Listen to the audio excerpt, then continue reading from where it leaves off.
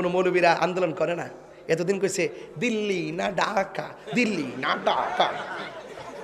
ওহন যে দেশ বেচ চালাইতেছে, চুক্তি করছে, যে এই চুক্তিগুলা করছে, এখন আমেরিকার আলু খাইবেন, গম খাইবেন, ভুট্টা খাইবেন, শুকর আমদানি করবেন, এরপরে আপনার এই যে পাম অয়েল আনবেন, এরপরে দুধ আনবেন, এগুলো সব আনতে হবে তাদের কাছ থেকে। আগে তেল আনতেন রাশিয়ার থেকে, এখন রাশিয়া থেকে তেল আনতে গেলে তাদের পারমিশন লাগবো, তারা তো পারমিশন দিতই না, ঘুরে গেলে তাদের কাছ থেকে আনতেইব। তো সুতরাং দেশের 12টা বাঁচবো। বছরে 300 কত কোটি বিলিয়ন ডলার, তারা কত কোটি ডলার তাদের কাছ থেকে অবশ্যই এইগুলা আমদানি করতে হবে, নাইলে হবে না। চুক্তি করছে, অবশ্যই করতে হবে।